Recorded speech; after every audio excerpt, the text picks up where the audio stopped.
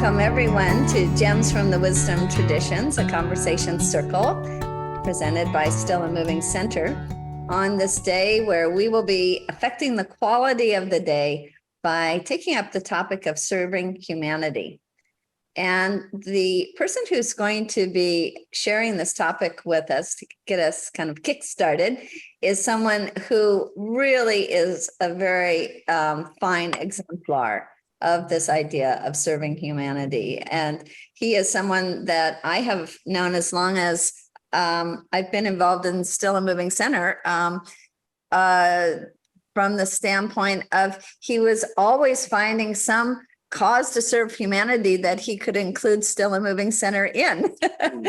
And so if it was getting us involved in something called the Voyage of Aloha that was pulling together people of all different cultures to just find the finest in terms of this concept of aloha, or the Forgiveness Project, where he's been honoring people who are just representing the soul of forgiveness. And he also is someone who served on the board of the Joseph Campbell estate. He was the estate attorney.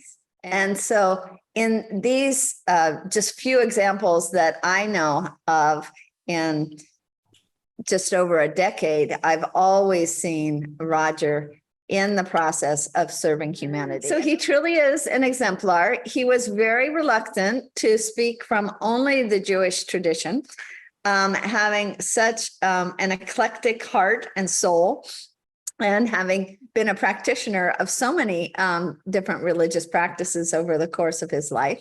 And yet he does derive originally from the Jewish tradition. So I was able to finally twist his arm and get him to give us what I think is our first presentation from the Jewish perspective. So thank you so much for being with us, Roger. Well, thanks for that introduction. That was terrific. I think you're talking about me, but I'm not 100% sure. Yeah. You know, actually, the way you put it makes me feel really good about coming from the Jewish tradition, and because fundamentally, that's the foundation of Judaism. Really, and I'll go into that more, but that's where it comes from. And I feel good about having to some extent lived up to the tradition. You know, the Jewish tradition was founded about 3,500 years ago. So it's pretty old. And this is the year in the Jewish tradition of 5,782. So the Bible goes back to things that happened, according to the Jews, 6,000 years ago. It probably was more history than that, but that's as ancient as they are. And Moses was about 1,500, about 1,000, and Abraham was about 1,500. So the beginning of the entire tradition is really what's called the foundational prayer in Judaism, which is called the Shema. And so this foundational prayer really says what I think is the Jewish understanding of why we're to serve humanity. And in Hebrew, it goes Shema Yisrael, Adonai Eloheinu, Adonai Echad. And literally it means, hear Israel, we are all connected to one God. There is a God, and there is only one God. So if you think about that in that context, you can see that the point is we're all connected.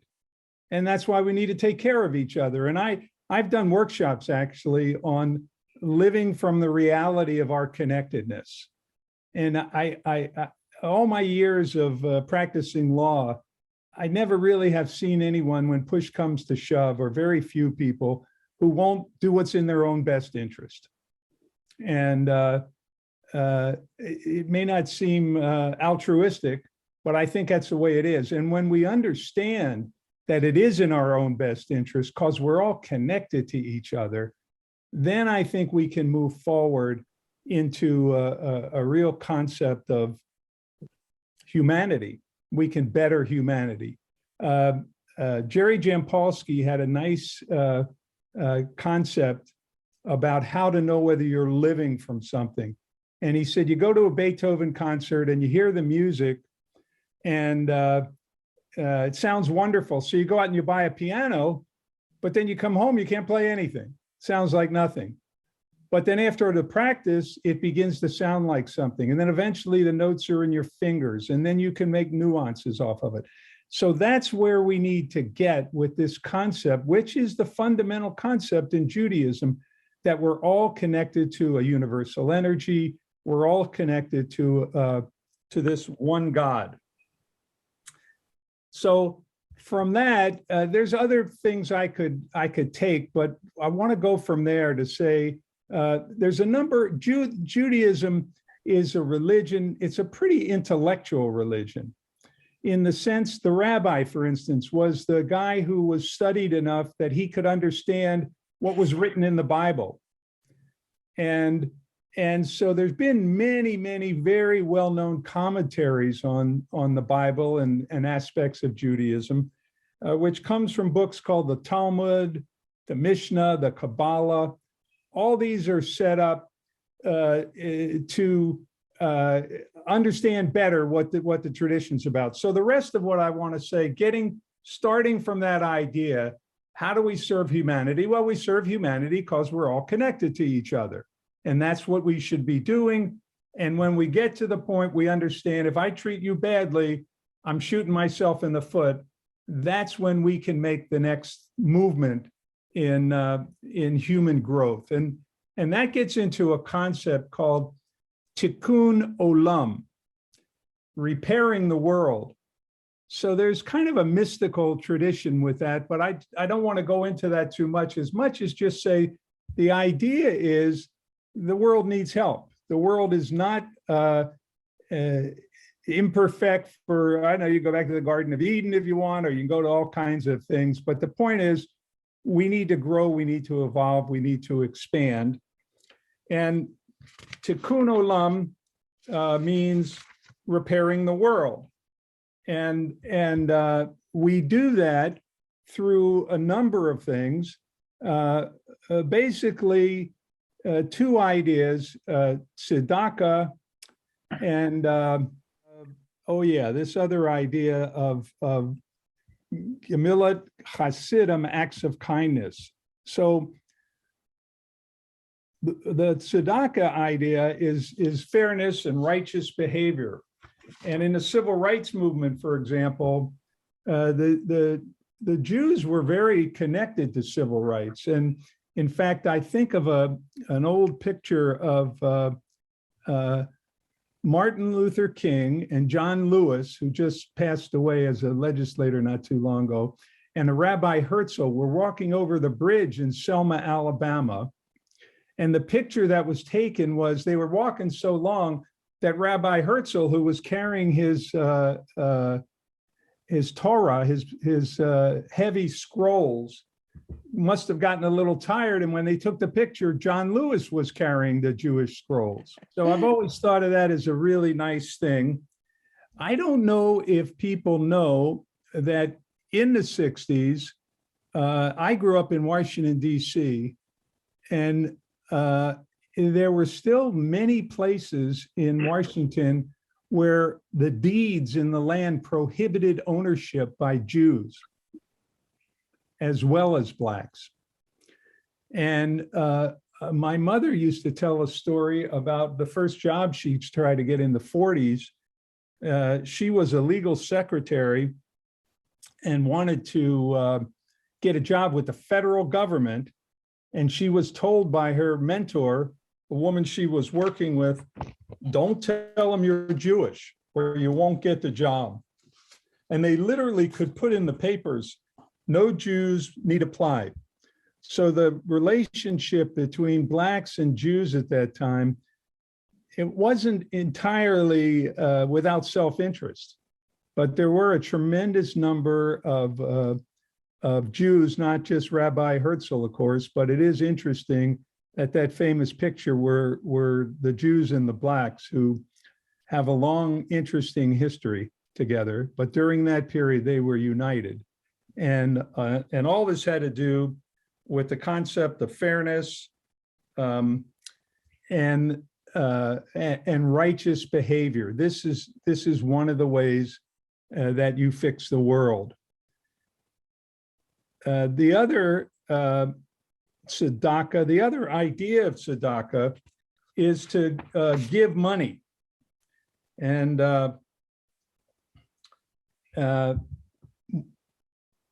they talk about fairness and righteousness, but tzedakah also means philanthropy. And the philanthropy, interestingly enough, there's a hierarchy in the Jewish tradition about philanthropy, so that the highest form of giving is to give somebody some money so they can start their own business.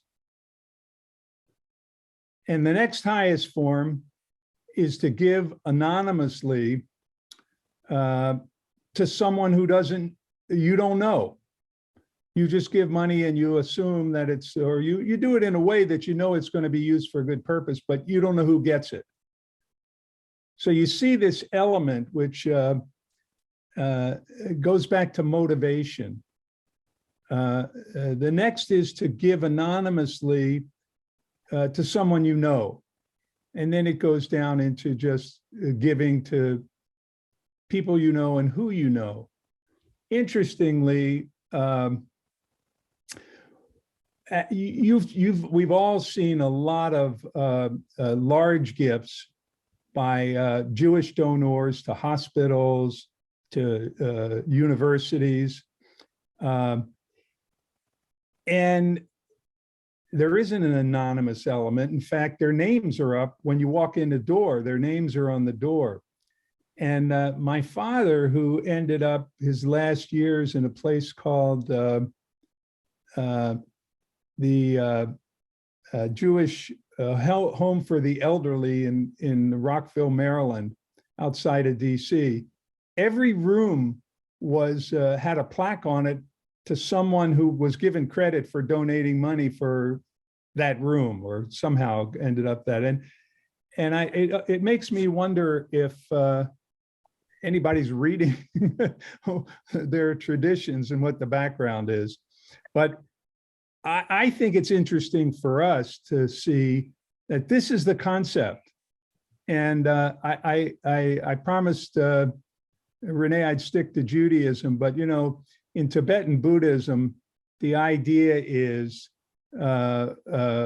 we're really, it's not what you do, it's what your motivation is. You can do the same thing, and if you're motivated with self-interest, then it doesn't have the same karma. It doesn't have the same, and I think this is the same concept in Judaism. The fundamental ideas are to be of service, to mankind. And the last piece is acts of kindness. Yeah, there's so many interesting ways that you can be of service. I do think this tradition comes through to modern day Judaism. A lot of social workers and psychologists and doctors, and again, the point is to do it without expecting anything else in return. The Joseph Campbell Foundation that I was a trustee of for many years, Campbell looked at so many religions and traditions, and his take was these two principles that I've discussed were all connected to a universal energy.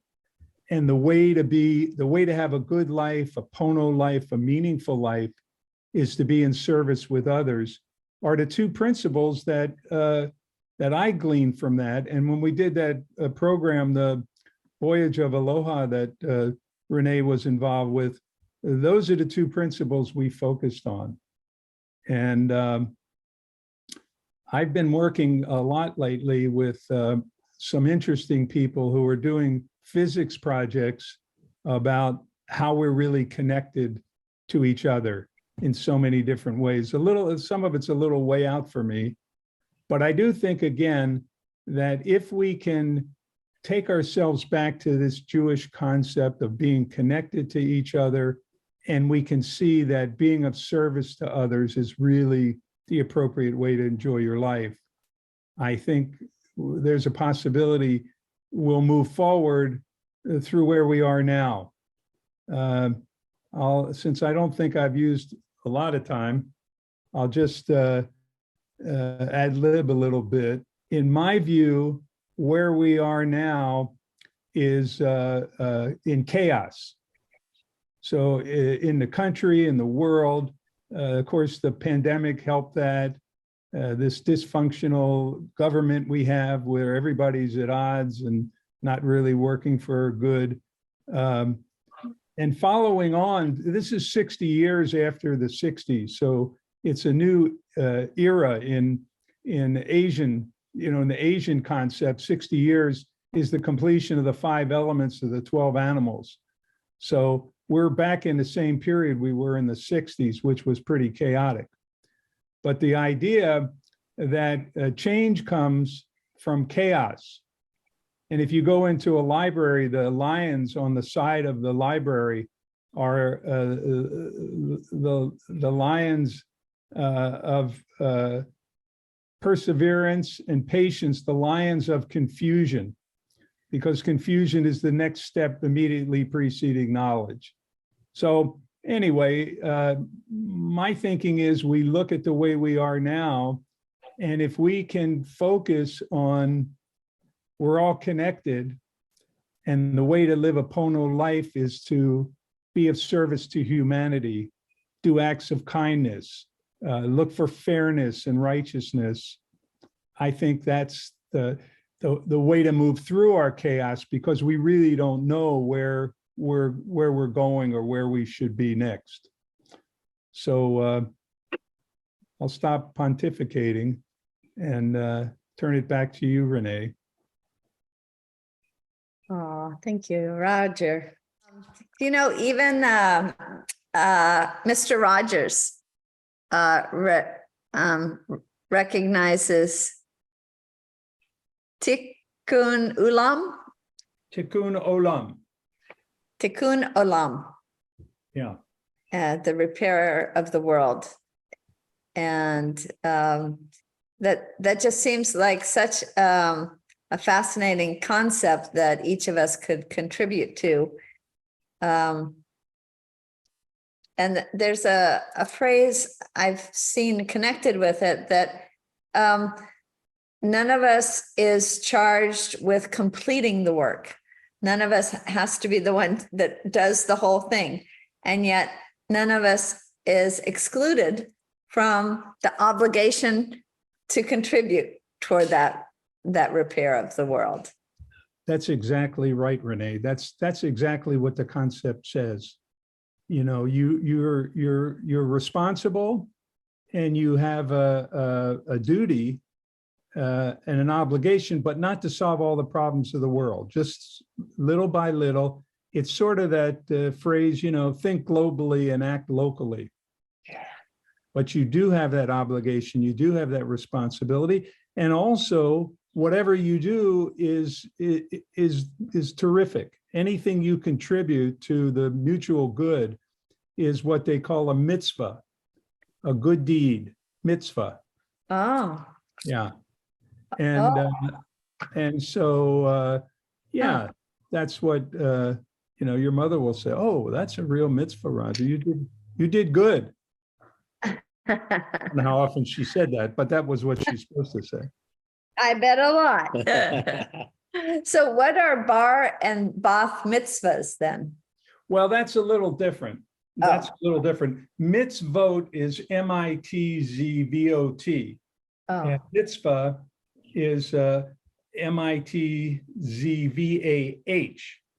oh, But they do come from a similar idea that you have undertaken something good in order to move to the next level of your life. The bar mitzvah and bat mitzvah are about learning enough about your religion so you can become a stakeholder, a placeholder in the religious services. So in the Jewish tradition, and I think this is interesting about energy, you can't have a real religious service unless you have 10 people. Used to be 10 men, but now they, now it's women. They have women rabbis. It's opened up. And so in order to be counted as one of the 10, you have to be an adult, a mature person. So you demonstrate that when you turn 13, that you're capable of reciting and chanting a section out of the Bible in front of the entire synagogue audience. So you've done a good deed in that sense. It's not exactly the same word. And you've done something good for the community by now becoming a senior person in the tribe. oh, yeah, indeed. Oh, I'm so glad to understand that. Yeah, it's a nice idea, and it, it's a ritual of coming of age, obviously, irrespective of the religious aspect, and I think we miss that in our secular culture. We could have some coming of age recognition, and it's quite a discipline. So for my bar mitzvah, I had to memorize a text and the tune, the chanting, that went on 10, 15 minutes. It wasn't short. And I had a record, the year before my bar mitzvah, I got the record and I started memorizing it. And it was quite a discipline. So I think that was good too, because first of all, it demonstrates that you are capable of taking on this responsibility. And it also gives you the discipline to take it on. I was talking about the 60 years of the Asian tradition. So it's a 60-year, you complete, there's 12 animals. So this is the year of the water tiger. Next year will be the fire, or next 12 years from now, it'll be the fire tiger. So when you complete all 5 elements of the 12 animals, it's 60. So in Japan, they give you a red coat, which is what they give babies, because you're starting over again, having experienced everything life has to offer. So you've got this bag of wisdom, but now you're moving forward. In the Jewish tradition, in the Bible, it says that a man's life is 70 years. So there's a start over at age 70. And some people, and I'm going to do this myself, actually, I'm 77 this year. When you get to 83, which is 70 plus 13, you have another bar mitzvah. Oh, 83. 83, I only got 6 years to go. Right around the corner. I hope my remembering is as good as it was when I was 13, and I don't have to fake it too much. You gotta find the album. So I'll play it behind. Today you could probably just have the voice come out of your shoulder or your shirt or something, and that's on you. Right.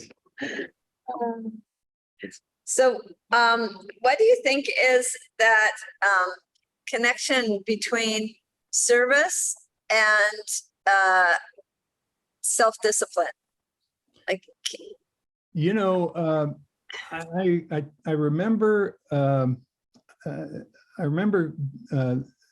been a member of the Hawaii Bar for 45 years, and I haven't been too active in the bar activities. But someone convinced me one of the old presidents, that I should be on the finance committee. And so I was there, and I went to a meeting, and I helped them, and I was walking back with this this other lawyer, and he said, people love you when you work for free. And that doesn't exactly answer your question, but I think that the discipline of helping other people, getting yourself to help other people, is extremely rewarding. And I think we find that being of service is meaningful and helpful because it almost benefits you. Here's something I remember. I used to do these programs of your spirituality through your relationship called the shared heart. And we did a little exercise where you washed the other person's feet. And while you were doing it, you said, please please be of service to me by allowing me to be of service to you. And the idea that as I'm of service, I'm helping myself. So if there requires a discipline to do that, it may be more of a practice, just a practice not to be so self-centered, to be more altruistic. There are a lot of people I know who really ruin their lives in many ways by being so self-centered. And what's in it for me? We've kind of moved ourselves into that position as a social group in the United States. So I would say more than just the discipline that's required, the understanding, which is what I think is part of this Jewish tradition, that when you serve other people, you're really fulfilling a fundamental need. You're satisfying yourself in a very meaningful way. And it's nice to get paid, but it's nice to be appreciated. And I think, again, it comes back to our connection. I was saying, if you act nasty to somebody, you shoot yourself in the foot. Well, if you act nice to somebody, then, correspondingly, you're helping yourself. And I really believe these things are physical truths.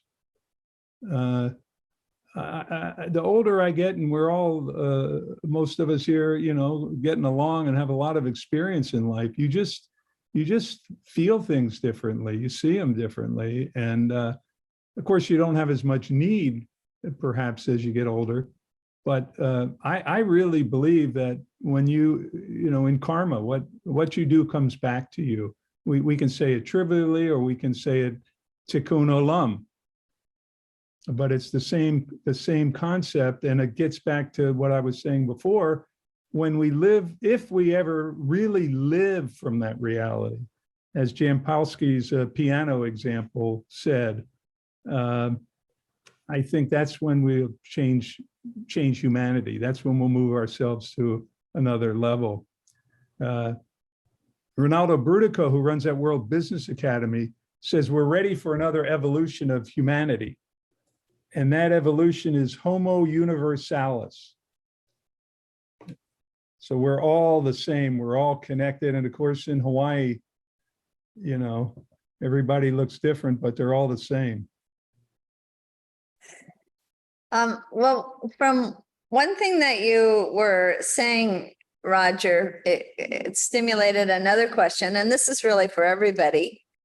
It sounds as if when you have the discipline to perform mitzvahs, good deeds for others, it's so satisfying that one probably would be even more inclined to do it again and again. It's like self-perpetuating.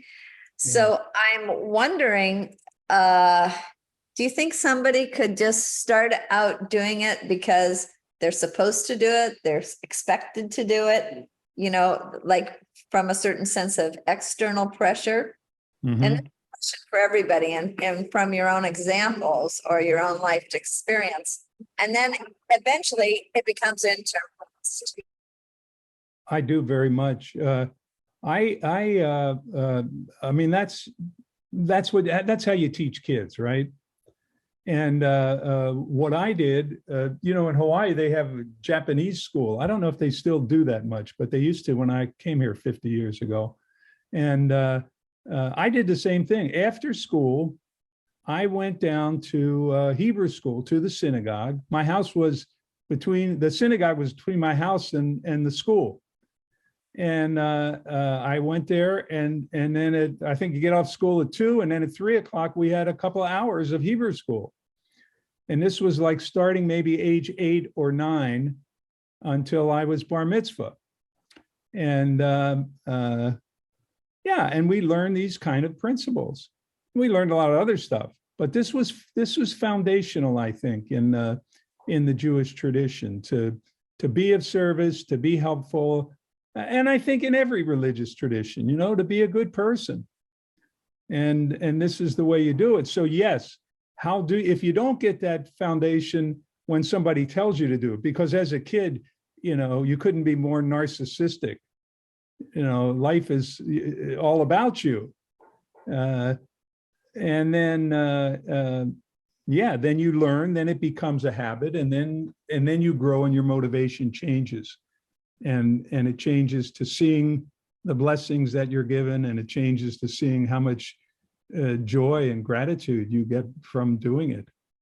So I think that's exactly right. And I think that's what religious teachings are about. You get that training before you can really understand it. And you go out and, clean up the schoolyard or help somebody in need somewhere, and you begin to feel it.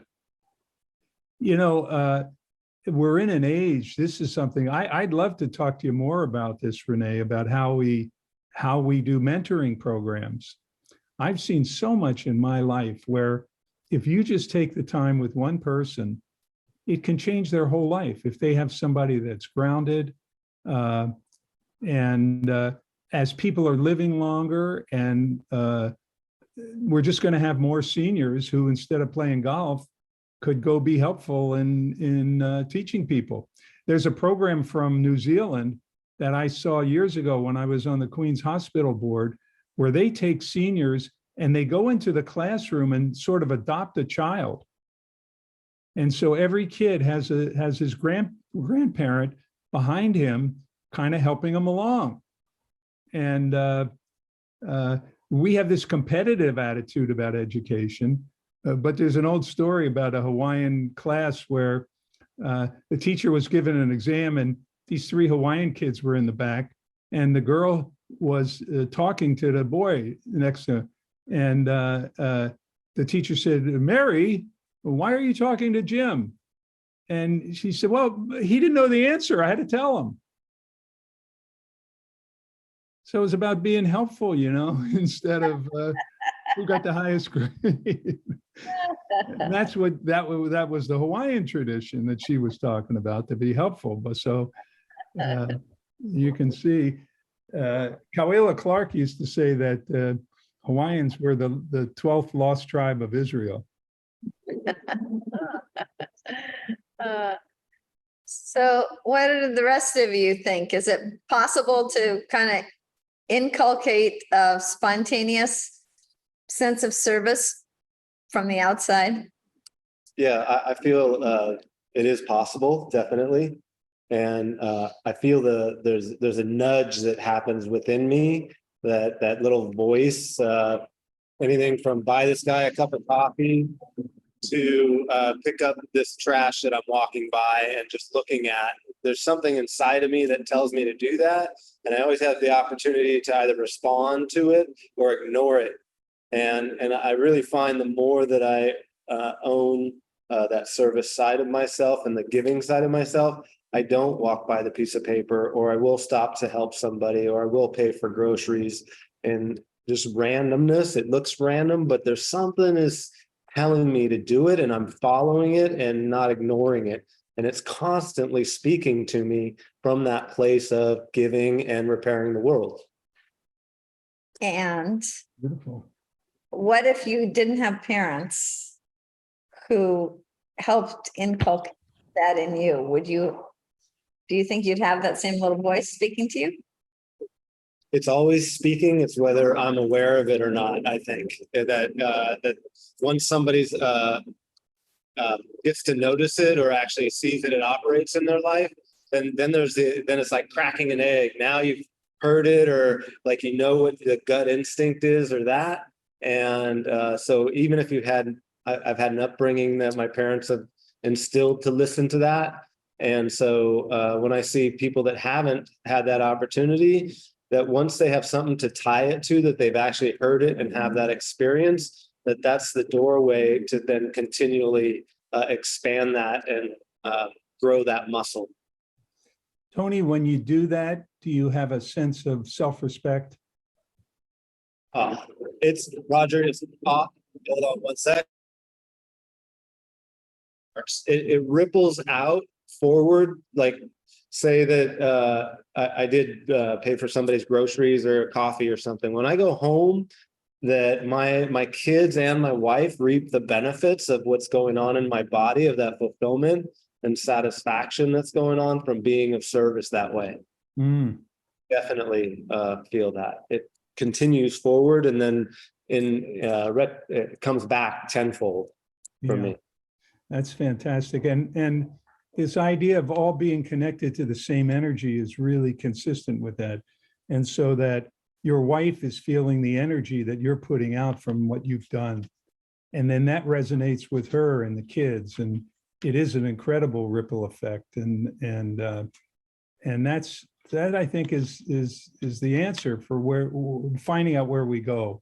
You know, just keep doing these mitzvos and feeling better about it and being kind and recognizing we're all connected to each other. Who else has a thought along these lines?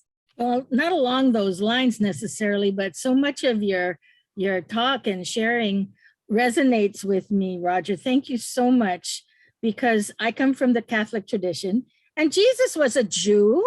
He was Jewish. And what I am so grateful for in this time and year right now is that everything is changing. And yes, there's chaos in the world, and my attitudes towards lots of different things have evolved. And I'm grateful that I know there are people who don't like our Pope right now, and that's their problem. I just feel that he is so open and is trying to show kindness to everyone. And if it steps on people's toes, you know, it'll be taken care of.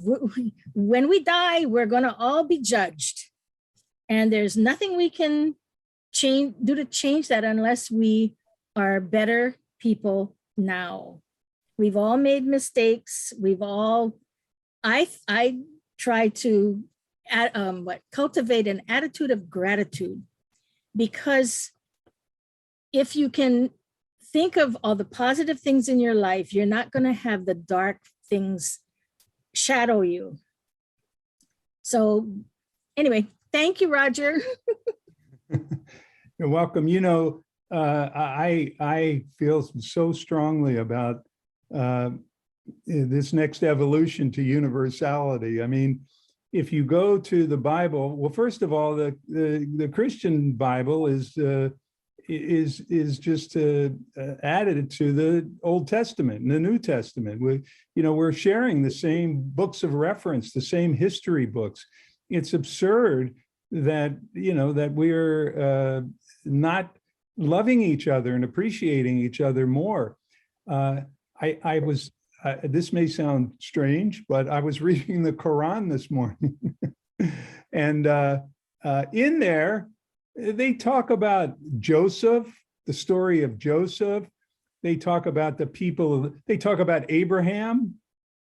I've been doing a lot of Jewish-Muslim collaboration kind of work, and it's so nuts, that we're not all on the same page.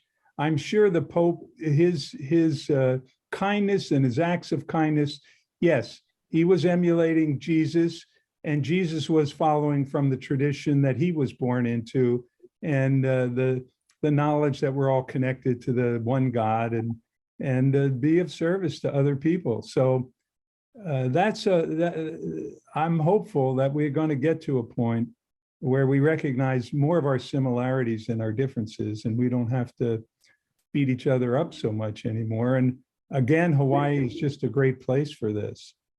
And yeah, I hope, the Jewish religion, has a lot of negativity attached to it. I mean, these guys are marching in Charlottesville yelling, "Jews will not replace us." And I'm thinking, what are you talking about? And so Catholics, I remember when John Kennedy was president, and it was a shock to, oh, wow, a Catholic becomes president. I thought, well, what does that have to do with anything? But this is, for some reason, where we are today, we need to still have some negativity about each other. And when we understand the foundations, when we understand how we are connected, and we understand how our traditions are really connected, I think we'll move past it and hopefully get out of this chaos into that.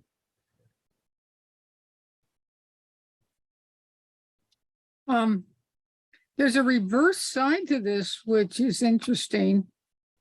I happen to like a type of milk that the Bonds has chosen to put up on the top shelf, and it's popular, so it ends up that the next in line is kind of in the back of the shelf. And being somewhat short, I can't reach it. I can sometimes use my cane to pull it forward. But what I do is I kind of stand there and I look for who might be tall enough to help me out. And it's very, it might be a store employee, but it's more often just another customer. And they come over and reach back in there and get the half-gallon of milk I want. And I thank them, and they're so happy to have been helpful. And it's a simple way, and it doesn't drag out or anything like that. They're just, you can just see it. They're just happy to be helpful. And when the pandemic first broke out, I do use a cane when I'm going into a big store, the post office or whatever. People were just kind of almost rushing to help me to open the door. Do I need any help and things like that? So in a way, obviously this should not be misused or be a motivation, but therefore, a brief moment, there's been connection in which they've experienced being of service. So I think that's kind of interesting. So they go off feeling more happier and more connection, which we don't usually have for rushing about. Yeah, I think that really raises a lot of interesting thoughts. I'm sure that's right. It gets back to what Tony was saying about how he hears that voice telling him to do something. And then in your situation, somebody finds a person needing help, not just pick up the paper or, well, he said buying groceries, but the same thing. And do you think that we have a fundamental sense? Is this part of our humanity to want to help other people? So it's not just the teachings of an ancient tradition. It's a realization and an acknowledgement that this is who we are as people. We really have this desire to be of service and be helpful. Yeah, no, I think that's true. And there's not enough of it probably. Yeah, I think that's what they experience, and I'm happy too, because yeah, it works in both. So there's so much impersonality. There's so much interaction between strangers. So for a brief moment, we're experiencing, I guess, togetherness, you could say. Let's put a word on it that I mentioned Jerry Jampolsky. I know Renee's familiar with Jerry's work, but wonderful guy who wrote a book called Love is Letting Go of Fear. Good point. His idea that he gets from the Course in Miracles, which is Unity Church's work, that the essence of who we are is love. And that experience you're feeling and the other person is feeling who helps you, you're getting in touch with your essence of love, a form of love that you're sharing between each other when you're being helpful. Yeah. And on the other side is the fear and the anonymity that you speak of, and the not people, the impersonality is a fear of rejection or a fear of doing something wrong. And so we don't just do it all the time. But when we do it, we experience it, and both parties get that feeling of love. And that's what we ought to be promoting. That's what we should know. That's a great example. And how do we do more of it? Mhm. You know, I was wondering also, let's take an extreme example where people would have trouble being of service. And that would be like, there are too few lifeboats for all of the people who have, been tossed off the ship. I think there is a sense of scarcity in those kind of conditions, which Mhm. for people is going to prevent that sense of service, or this willingness to be of service. And I'm wondering whether that willingness to be of service has to do with a sense of abundance. And for some people, abundance is going to be on a different plane. So for some people, okay, there may be a scarcity in terms of the number of boats available, but I have an abundance of love in my heart, so I can be of service, right? But there has to be an abundance of something, I'm getting the feeling, for us to be willing to be of service. That's just a little proposal, little flag I'm running up the pole to see what you guys think. What do you think? That points to self-love for myself, that if I have enough love for myself and I've really loved on me, then I can give it forward fully. Mm. I think that's how I feel about like that with the lifeboat. Mm. I think the lifeboat is going out there. I think the whole concept of service has to do with abundance. And I think the religious traditions, the Christianity talks about, God will give you what you need. Everything talks about that. And so do you believe that? If you're, I have a friend who's a finance sales guy, he sells securities, and he has huge clients. And I said, did you ever meet anybody who thought they had enough money? He said, no, never. So it's about whether you believe you have enough. It's in your own mind, whether you have $100 or $1 billion, whether you're living in a tiny place or even on the street, do you feel you have enough? Are you satisfied? And then you're able to help others. If you feel you have a lack, then you got to fill yourself up first, So how do we, I think religious teachings have always been a way to say you have enough. God is looking out for you. Don't worry about it. In the Taoist teachings, the way, just follow the way. It will lead you into having everything you need. From a Buddhist standpoint, it's don't get attached to things because you don't need it. When are you satisfied? So I think that's fundamental. And I think that's all part of the same attitude. We're connected. People will take care of us. Someone will help Carol get the milk off the shelf. And someone will pay for my groceries if I need it. Maybe the government, I don't know. But, I do think that's all part of this same concept of we're connected, we're in this together, let's take care of ourselves. And if you get there, that's what all the religious teachings are telling us. And if you get there, then life becomes happy and joyful. And if you don't, then you're always anxious and miserable.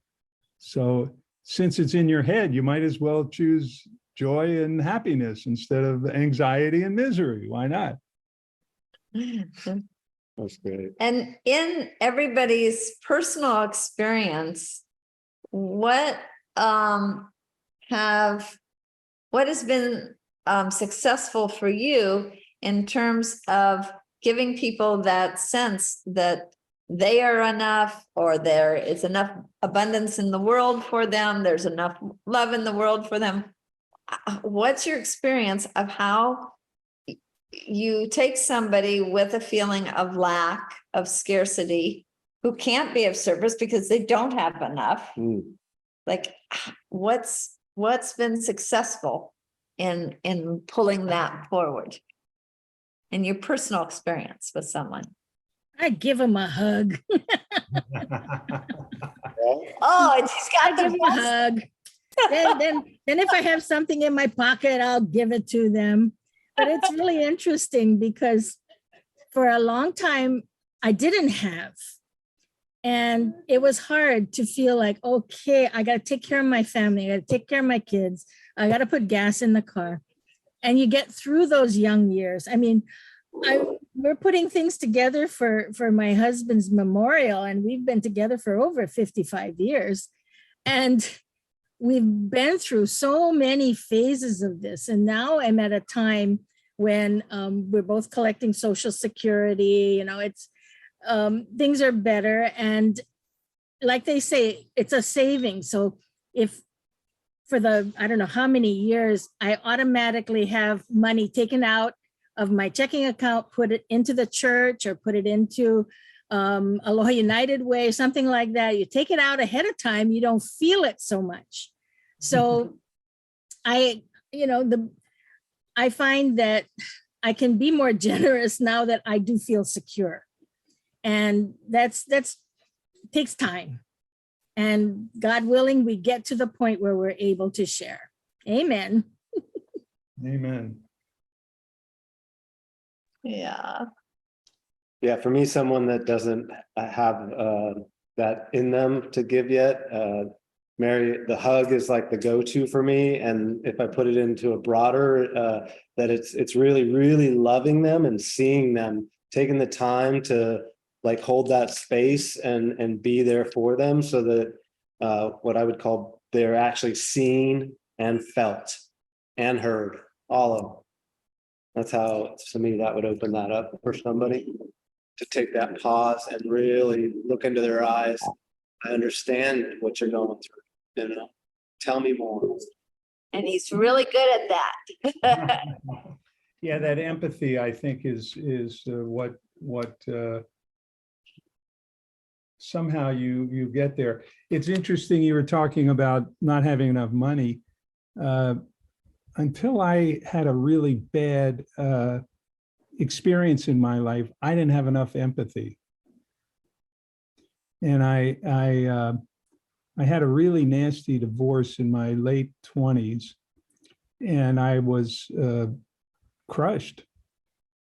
And I found out that when I recovered, I could really empathize with people, which I couldn't do before because I'd coasted a lot.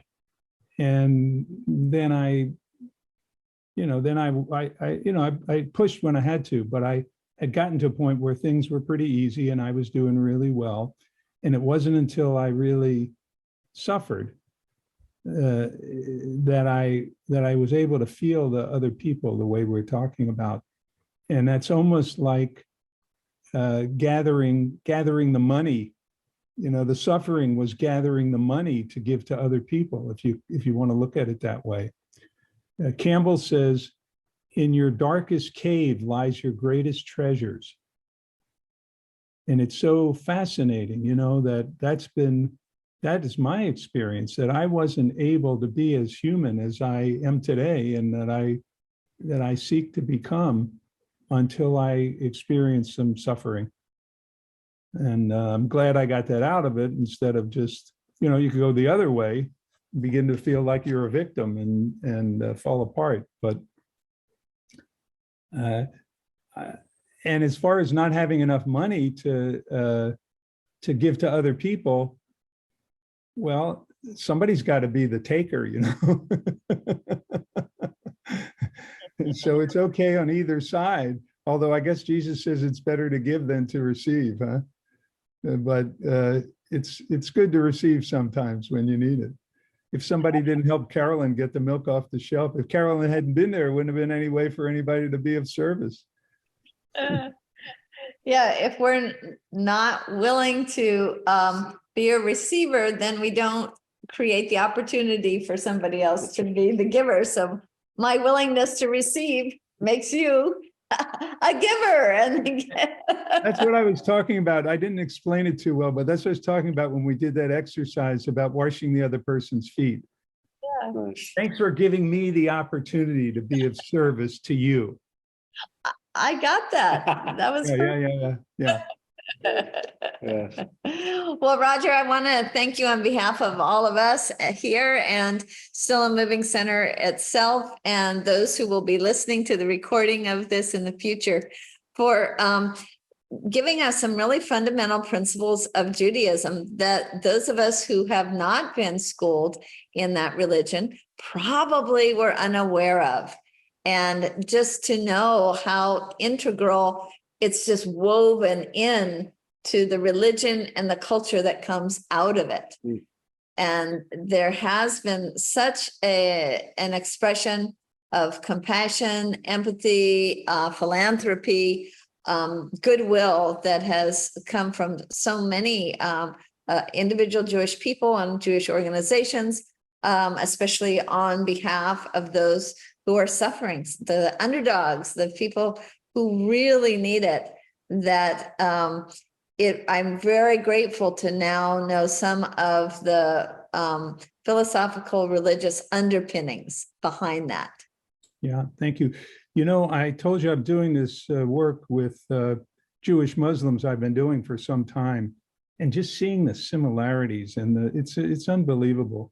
And we're going to expand it to the Abrahamic religions. So I'm hopeful next year we're going to really have some good programs, dialogue, and outreach maybe, so that people, it's hard enough to know your own religion, much less have time to know somebody else's, you know? And so, but here's 3 religions all go back to Abraham. They all have the same ideas and concepts, they just say in a different way. And I think especially here in Hawaii, we could do some good educating people in simple ways and try to spread it a little bit so that you know, we'll all feel like we're coming from the same place, which we are. And thank you. I'm glad I did another talk. I did some prayers on Judaism for the 77th anniversary of the Nagasaki. They have a program that Hawaii, anyway, that was the other day. And when I thought about it, I introduced it as the ancient Jewish religion. And I thought, yeah, the Jews ought to take responsibility for bringing this together because they're the oldest, they're the parents, you know? And so that's kind of how I feel personally for myself, and take a little responsibility and see if we can do some good. Thanks for listening. I really enjoyed it. And nice to meet you, Tony. Yeah. You too, Roger. See you again, Mary. Yes, thank you, Roger. Thank you, Tony. Thank you, Renee. Love you guys. You too. Bye-bye.